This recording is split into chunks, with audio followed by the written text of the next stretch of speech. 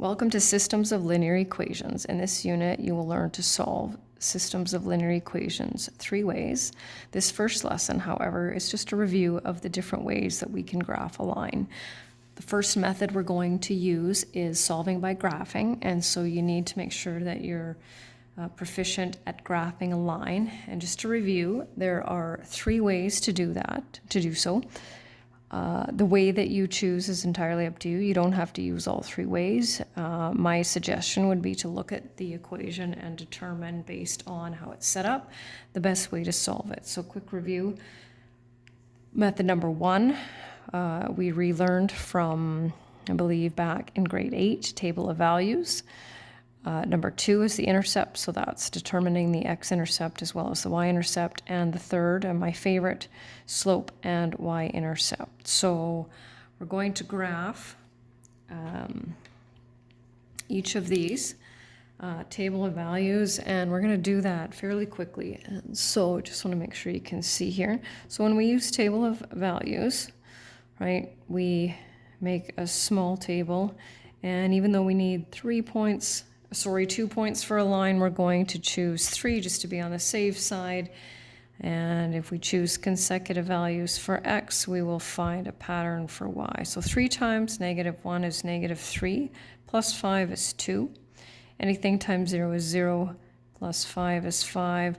3 times 1 is 3, plus 5 is 8. And so -1 and 2, 0 and 5, and just goes a little bit off. Wait, 5, 6, no, actually it doesn't. There we go. Now for this one, normally we just draw the line past the dots, but because we want 2 lines to intersect, we want to draw it from one end of the Cartesian plane to the other. And so there's table of values. Intercepts will be the next one. And so I like using this method if it's in standard form, because then really what I can do is I can cover this, right? Because our intercepts are our x and y values when the other one is 0. So 2x equals 12. So then x is 6. And -3y equals 12. Y equals -4. So we've got 6 and 0, and 0 and -4. So we can go 1, 2, 3, 4, 5, 6, and 1, 2, 3, 4. And then these ones aren't going to meet where we want them to. That'll be another lesson. But just going to draw it from one end to the other. And then my favorite, slope and y-intercept. And the reason I like this one the best is because I don't have to do any work. I can plot where the line crosses the y-axis. And then I've got a negative slope, so that means that's going to be a decreasing line, which means I'm going to run to the left. So 1, 2, 3, 1, 2. Now what I might want to do, because we want these to line up, is I'm going to keep running. So 1, 2, 3, 1, 2. And what that does is when I draw my line, it's just going to make sure, 1, 2, I think I messed that up. 1, 2, 1, 2, 3, I did too. 1, 2, 1, 2, there we go. It's just gonna make sure that all my points line up.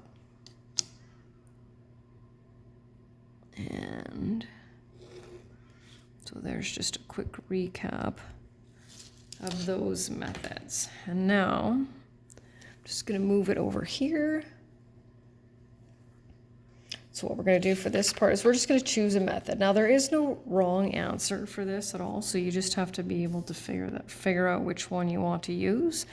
So you could look at this one, for example, and say, okay, well, I know the x-intercept is -2 and the y-intercept is -2, so I would use the intercepts, which is probably what I would do, right? Anytime an equation is in y equals mx plus b, I will use the slope and intercept method, but I have had students who prefer table of values. That's fine. So this one's not quite isolated. I would move the -3 over to that side, and I would use slope and y-intercept.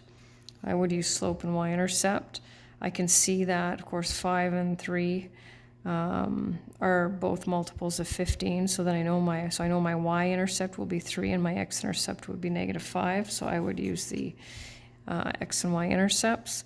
This one I would isolate y, and then I would use slope and y-intercept. I would divide everything by 2 and use the slope and y-intercept, and then for this last one I would multiply everything by 2 and use the slope and y-intercept. And that's the first lesson.